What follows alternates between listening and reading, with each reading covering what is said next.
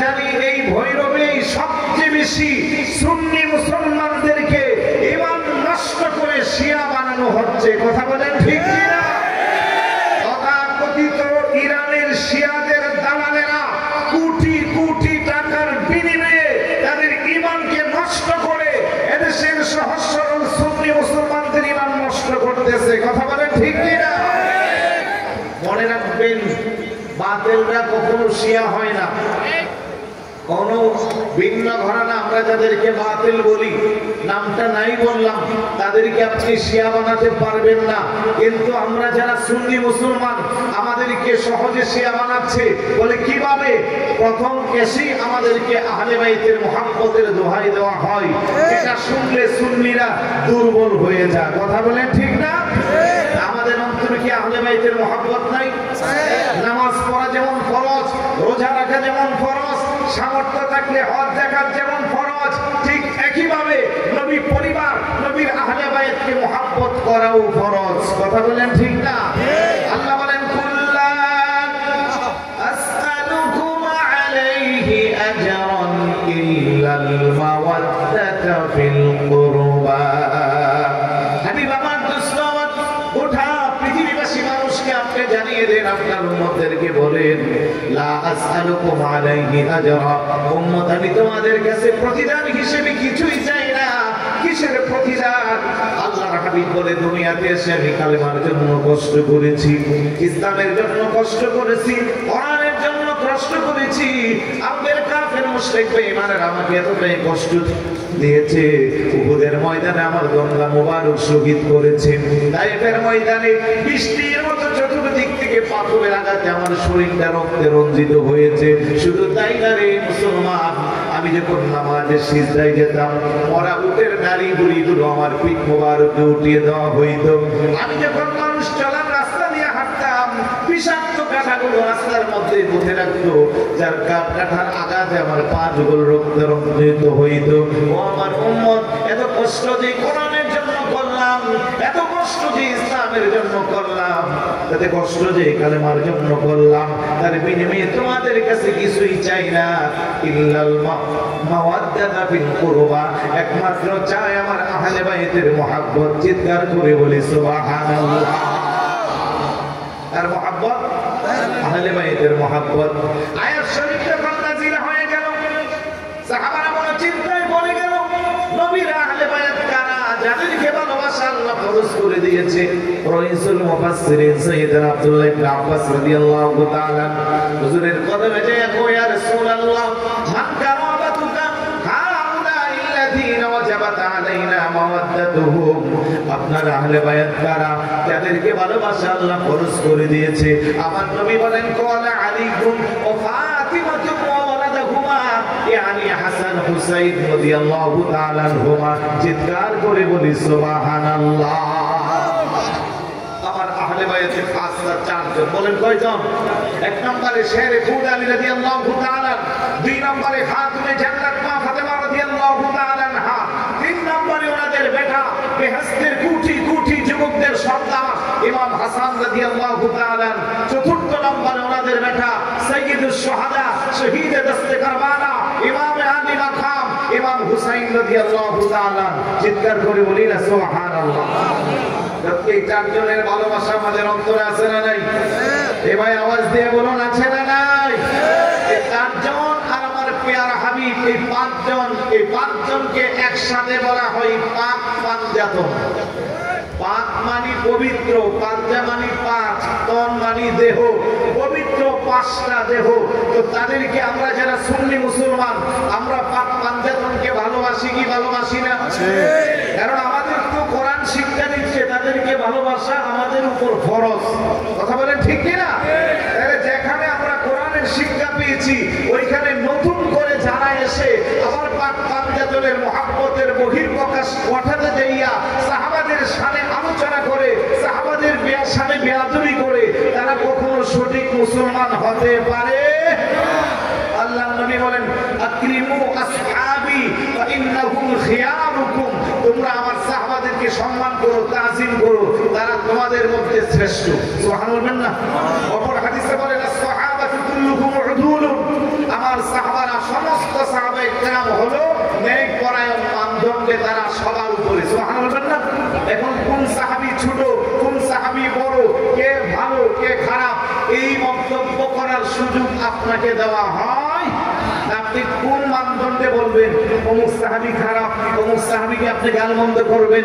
আল্লাহর হাবিব তো বলছেন লা তাসুব্বু আসহাবি, আমার কোন একটা সাহাবীকে তুমি গালমন্দ করতে পারবে না। তাহলে রাসূলুল্লাহর হাদিসকে অমান্য করে আল্লাহ কোরআনে যাদের শানে একাধিক আয়াত নাযিল করেছে, কখনো বলেছে কুল্লু ওয়া'দাল্লাহুল হুসনা, কখনো বলেছে উলাইকা লাহুমুল খায়রাত, কখনো বলেছে আস-সাবিকুনাল আউয়ালুনা মিনাল মুহাজিরিন ওয়াল আনসার ওয়াল্লাযীনা ইত্তাবাউহুম বিইহসান রাদিয়াল্লাহু আনহুম ওয়া রাদু আন। চিৎকার করে বলি না সুবহানাল্লাহ। এইভাবে তাদেরকে আল্লাহ পাক জান্নাতি ঘোষণা করেছে। রাসূলুল্লাহ পাক তাদেরকে মেয়ারে হক বলেছে। আকাশের উজ্জ্বল নক্ষত্র তাজির তারকার সাথে তুলনা করেছে। আমার নবী বলেন আসহাবী কান নুজুম ওয়া ইন্নাহুম আসহাবী কান নুজুম ওয়া বিআইয়িহিম ইক্তাদাইতুম ইহতাদাইতুম। আমার সাহাবায়ে কেরাম হলো আকাশের উজ্জ্বল নক্ষত্র রাজির মতো। তাদের পথ হেদায়েতের পথ, তাদের পথ খোদা প্রাপ্তির পথ। চিৎকার করে বলি না সুবহানাল্লাহ। আপনি কোন মানদণ্ডে সাহাবাদেরকে গালি দিচ্ছেন? তার মানে আমি একটা ছোট্ট পয়েন্ট ক্ষুদ্র জ্ঞানে আপনাদের সামনে বোঝাই। যারা সাহাবাদেরকে গালমন্দ করে, যারা শিয়া দাবি করে, তারা কখনো মুসলমান না, তারা মুনাফিক। আওয়াজ দিয়ে বলুন তারা কি? ইসলামকে কলঙ্কিত করতে চায়। ইতিহাস লেখা হচ্ছে ইসলামের 200 বছর পরে, আর কোরআন পেয়েছি রাসূলুল্লাহর 63 বছর জিন্দেগিতে। হাদিস পেয়েছি রাসূলুল্লাহর নিশ্চিত জবান মোবারক থেকে। তাহলে কোরআন হাদিসকে এক পাশে রেখে 200 বছর পরে আব্বাসীয় যুগের ইতিহাস যেটা লেখা হয়েছিল শিয়াদের প্রত্যক্ষ এবং পরোক্ষ মদদের মাধ্যমে, ওই ইতিহাসকে ধরে যারা সাহাবাদের শানে বেয়াদবি করে, সাহাবাদেরকে গালমন্দ করে, তাদের শান কমাতে চায়, তারা অন্তত সুন্নি হতে পারে। আমি বলবো আপনারা শিয়া প্রকাশ্যে আপনাদের কাজ চালান, আমাদের কোনো আপত্তি নাই, কথা বলেন। কিন্তু সুন্নি নাম দিয়া, মুসলমান নাম দিয়া, ইমানদার নাম দিয়া আপনি শিয়ার এজেন্ডা বাস্তবায়ন করতে পারেন? 200 বছর পরে আব্বাসীয় যুগের ইতিহাস আপনি সেটাকে মানেন, আর রাসূলুল্লাহর সরাসরি হাদিসকে বাদ দিচ্ছেন, কোরআনকে বাদ দিচ্ছেন। তার মানে আপনি কি বোঝাচ্ছেন? এখানে একটা সূক্ষ্ম চক্রান্ত।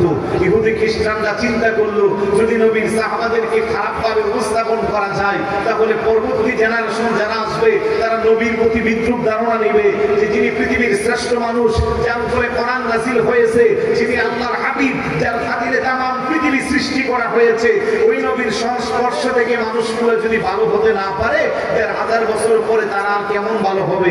তার মানে মুসলমানদেরকে জাতির কাছে কলঙ্কিত করা হচ্ছে। কথা বলেন ঠিক না? তাহলে আপনি কেমন মুসলমান ভাই? আপনি একটা রাজনৈতিক আদর্শ আপনি লালন করেন, আপনার একজন সিনিয়র নেতাকে যদি জেলে দেওয়া হয়, আদালত থেকে রায় দিলে আপনি মন্তব্য করেন যে আমার নেতার উপরে জুলুম করা হয়েছে, তার উপরে মিথ্যা মামলা দেওয়া হয়েছে। কথা বলেন ঠিক না? কিংবা বাংলাদেশের ইতিহাস নিয়ে যখন ষড়যন্ত্র চলে, পক্ষে বিপক্ষে মামলা হয়, রায় হয়, তখন আপনারা যারা যেই দলকে পছন্দ করেন ওই দলের বাহিরে গেলে রায়টাকে আপনারা মিথ্যা বানোয়াট বলেন, আর যারা ওই দলের বিপক্ষে তারা বলে এটা সত্য। তাহলে ছোট্ট একটা ইতিহাস লেখা হইল মাত্র এই 54-55 বছরের ব্যবধানে। এটার মধ্যে সঠিক আর বেঠিক, পক্ষে আর বিপক্ষে হাজার হাজার লক্ষ লক্ষ মানুষ আছেন। আমি বলতে চাই দুনিয়ার সাধারণ একটা নেতার পক্ষে যাইয়া আপনি তার বিপক্ষে রায় গেলে ওটা মানেন না। আর 1500 বছর পূর্বে সরাসরি আল্লাহ এবং আল্লাহর হাবিব সাহাবাদের ব্যাপারে আমাদের কাছে ফায়সালা দিয়ে গেল। ওই হাবিবুল্লাহর কথা না শুনে এখন 1500 বছর পরে এসে ওইরূপ যদি তথাকথিত কোনো পীর, তথাকথিত কোনো মুহাদ্দিস, কোনো আলেম যদি আল্লাহর হাবিবের সাহাবাদের শানে বিরোধিতা করে, তাদের সাথে আমরা কখনো এক থাকতে পারবো? আরেকটু জোরে বলুন, পারবো? কোনোভাবে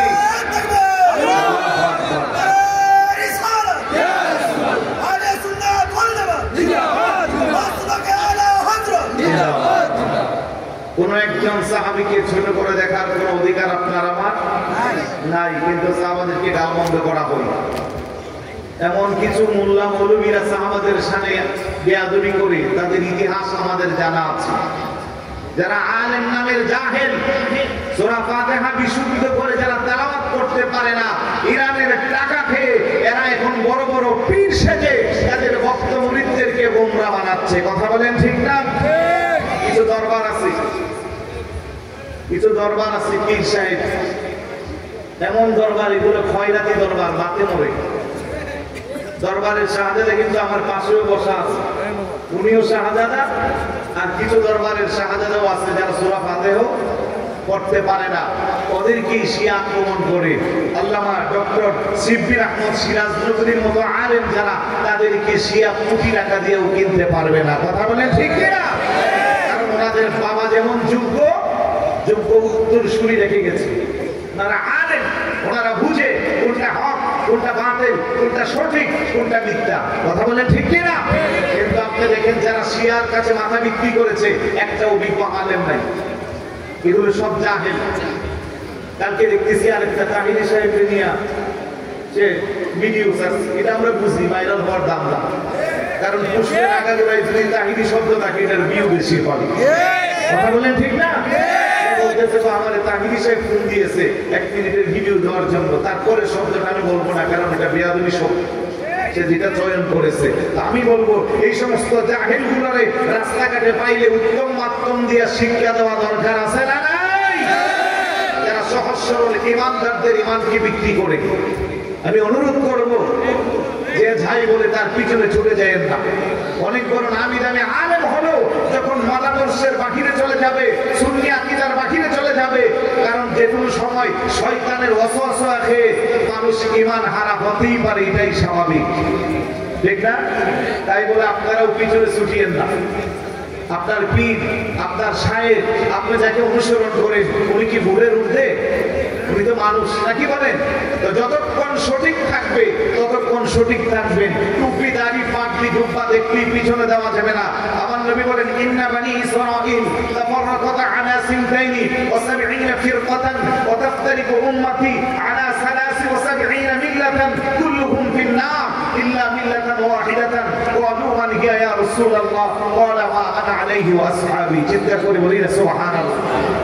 আমার নবী বলে, আমার উম্মতেরা শোনো, বনি ইসরাইলের যুগে নবীদের উম্মতের দল ছিল 72টা, আমার উম্মতের মধ্যে একটা বাড়াইয়া হয়েছে 73টা। কুল্লুহুম ফিন-নার, সবাই হবে জাহান্নামী, ইল্লা মিল্লাতান ওয়াহিদাতান, একটা হবে জান্নাতি। সাহাবারা জিজ্ঞেস করলো, ইয়া রাসূলুল্লাহ সে কোন দল? নবী বলে, মা আনা আলাইহি ওয়া আসহাবি, যেই দলে আমি আছি আমার সাহাবায়ে কেরাম আছে। বড় করে বলি সুবহানাল্লাহ। হাদিসের ব্যাখ্যায় মুল্লা আলী কারি রাদিয়াল্লাহু তাআলা আনহু বলেন, মা আনা আলাইহি ওয়া আসহাবি আই আহলে সুন্নাত ওয়াল জামাত। বড় করে বলি সুবহানাল্লাহ। যারা সাহাবাদের দল, সাহাবাদের পথ, সাহাবাদের মত সঠিক এবং সুন্নি, তাতে কোনো সন্দেহ আছে? তো এই উপলব্ধিটা করতে পেরে যে বৈরবের মতো একটা জায়গায় সুন্নিদেরকে বোকা বানাইয়া, ধোঁকা দিয়া, শিয়া বানাইয়া ঈমান হারা করার চেষ্টা যখনই চালাচ্ছে, তখনই আল্লামা তাহিরি মাওলা আলী কনফারেন্স নাম দিয়ে শুরু করছে। কথা কোন ঠিক না? আমরা চাচ্ছি যে তোমাদের চেয়ে আহলে বাইতের প্রতি আমাদের মহব্বত আরো বেশি। কথা কোন? তোমাদের চেয়ে আমাদের দাবি আহলে বাইতের প্রতি আরো বেশি। আর এটাও আমি বুকে হাত দিয়ে বলতে পারবো যে অন্তত গিয়াসউদ্দিন তাহিরি সাহেবকে টাকা দিয়ে কিনতে পারবে না, ইতিমধ্যে অনেক টাকার অফারও কিন্তু পেয়েছে। অনেক টাকার অফারও পেয়েছে। যদি শিয়া হইতো রাত থেকে 2টা-3টা মাহফিল করে বাংলাদেশের এক প্রান্ত থেকে আরেক প্রান্ত কষ্ট করতে হতো না, ঘরে বসেই মাসে কোটি কোটি টাকা পাইতো। কথা কোন ঠিক না? কেন পারে না জানেন? ভিতরে কিছু মাল আছে। ভিতরে কি আছে? যাদের ন্যূনতম ইলম, আমল, কালাম আছে, তারা কখনো শিয়ার কাছে বিক্রি হবে। আল্লামা তাহিরি সাহেব উনিও কেমনে যাবে? ওনার পরিবারটাও তো একটা ভালো আলেম পরিবার। এই যে আমার পাশে বসা মুফতি মহিউদ্দিন ফৈজি, সে একটা মাদ্রাসার প্রভাষক, কিছুদিন পরে মুহাদ্দিস হবে। আরেক ভাই আছেন যিনি উপস্থাপনা করতেছেন চট্টগ্রাম বিশ্ববিদ্যালয় থেকে মাস্টার্স কমপ্লিট করা, চট্টগ্রাম জামিয়া আহমদিয়া সুন্নিয়া আলিয়া থেকে কামিল পাস করা, উনিও এক মাদ্রাসার প্রভাষক, নবিয়াবাদ কামিল মাদ্রাসার প্রভাষক। মারহাবা বলবেন না? যাদের ডানে বামে বিজ্ঞ আলেম থাকবে, তাদেরকে কখনো কেউ গোমরা করতে পারবে। তাই আপনাদেরকে বলবো, শুধু শুধুই খালি পীর দেখলে দৌড়েন না, পীর পীরের কাছে যাওয়ার আগে দেখবেন আপনারা কেমনে বুঝবেন আপনাদেরকে আহলে বাইতের মহব্বত এমন ভাবে পাঞ্জাতনের দোহাই দেওয়া হয় আপনারা মনে করেন এটাই সঠিক। হ্যাঁ, আমরা যারা আহলে সুন্নাত ওয়াল জামাতের আকীদা বিশ্বাস করি, আমরা সাহাবাদেরকে যেমন মাতার তাজ মনে করি, অপর দিক দিয়া আহলে বায়াত যারা তাদেরকেও আমরা মাতার তাজ মনে করি। কথা বলেন ঠিক না? আল্লাহ নবী বলেন মাসালু আহলি বাইতি কামাসালু সাফিনাতি নূহ মান রাকিবা ফিহা নাজা ওয়া মান তাখাল্লাফা আনহা গারাকা। আমার আহলে বায়াত হলো নূহ আলাইহিস সালাতু ওয়াস সালামের সেই কিস্তির মতো। সেদিন মহাপ্রলয়ের সময় নূহ নবীর কিস্তির মধ্যে যারা আরোহণ করেছিল তারা যেমন পরিত্রাণ পেয়েছে, ঠিক একইভাবে আখিরি জামানায় আমার উম্মতের মধ্যে যেই উম্মতেরা আমার আহলে বায়াতকে মহব্বত করবে, ভালোবাসবে, তারাও সঠিক রাস্তায় থাকবে। বড় করে বলি সুবহানাল্লাহ। এই জন্য আমরা সাহাবাদেরকেও মহব্বত করি, ভালোবাসি।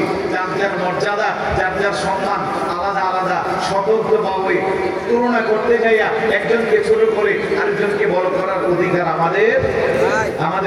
আমাদের চেয়ারম্যান মহোদয় সুন্দর একটা ব্যাখ্যা দিয়েছে। কারণ এই কথাটা আপনাদেরকে বুঝা যে রাসূলুল্লাহ শুধু সুন্নি আলেমরা শুধু সাহাবাদের কথা কেন বলে, ভাই সাহাবাদের মধ্যে আহলে বায়াত আছে না নাই? ওই সময়ে যেই সাহাবা আহলে বায়াত ছিল তারা তো সবাই সাহাবী। কথা বলেন ঠিক না?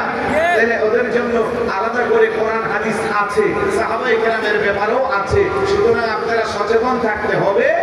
পাঞ্জাতন আর মাওলা আলীর মহব্বতের দোহাই দিয়া কেউ যেন আমাদের ঈমান হারা করতে না পারে। একটু সচেতন থাকবেন। বিশেষ করে আপনাদের এই ভৈরবে এই ভাইরাস বেশি, আমাদের ব্রাহ্মণবাড়িয়াও কিছু অঞ্চলে এই ভাইরাস বেশি। এই ভাইরাস থেকে আল্লাহ যেন আমাদের ঈমান আর আমলকে হেফাজত করে, বলো না আমিন। এই উপস্থিতি আমি অনেক কথাই বলে ফেলেছি। যেহেতু কনফারেন্স বিজ্ঞ উলামায়ে কেরাম সম্মানিত অতিথিরা বসা আছেন, একের পর এক আরো অনেক আলোচক এখনো বাকি আছে। আমি শুধু এইটুকুনি বলবো, মাওলা আলী কনফারেন্স আল্লাহ যেন কবুল করে কিয়ামত পর্যন্ত এটা যেন ভৈরবের মাটিতে থাকে। কারণ চতুর্দিকে শিয়াদের দুর্গকে আগুন লাগানোর জন্য এই মাওলা আলী কনফারেন্সই যথেষ্ট। কথা বলেন ঠিক কিনা? আজকে ভৈরবের জমিনে দেশের স্বনামধন্য বিখ্যাত খ্যাতিমান আলেমরা এসেছে। এই কনফারেন্সের উসিলা একসাথে আমরা সবাইকে পেয়েছি। এটা আমাদের শুকরিয়া আদায় করে শেষ করা যাবে? এটার জন্য দিনরাত অক্লান্ত পরিশ্রম যিনি করেছেন উনি আপনাদের সকলের প্রিয় আল্লামা মুফতি গিয়াসউদ্দিন আত-তাহিরি। আপনারা সবাই হুজুরের পাশে থাকবেন, হুজুরের হাতকে শক্তিশালী করবেন। অন্তত বাতিল মোকাবেলায় আপনাদের ভূমিকা যেন অটল থাকে সেদিকে সচেতন থাকবেন। বিশেষ করে ভৈরবের যুবকরা কয়েকদিন যাবত আমরা দেখতেছি জেলার দাবির আন্দোলনে তোমরা খুব শক্তিশালী। কথা বলেন ঠিক না? সুতরাং এই জেলার আন্দোলন, জেলার দাবি আদায়ের শক্তি যতটা না প্রয়োগ হবে, আমাদের ঈমান আমলে যদি আঘাত আসে, শিয়া তৎপরতায় বাতিলদের মোকাবেলায় আল্লামা তাহিরির আহ্বানে আরো শক্তিশালী হতে হবে ইনশাআল্লাহ। আল্লাহ যেন কবুল করে। আমিন। আর সামনে বাড়ছি না, হুজুরকে বসিয়ে রাখছি। হুজুরের প্রতি আমারও শুকরিয়া আদায় করছি, কারণ হুজুরই বলেছে যে ওনাকে দিয়ে দেন, না হয়তো আমার আরো এক ঘন্টা বসে থাকতে হইতো। আল্লাহ যেন আমাদের সকল আপনাদের আলেমদেরকে হায়াতের মধ্যে বরকত দান করে, বলি আমিন। বিশেষ করে সাহেব কেবলা সিরাজ নজরুল হুজুর এখন আমাদের প্রবীণ আলেমদের মধ্যে একজন। আল্লাহ যেন হুজুরের হায়াতে বরকত দান করে, বলি আমিন। আসসালামু আলাইকুম ওয়া রাহমাতুল্লাহি ওয়া বারাকাতুহু।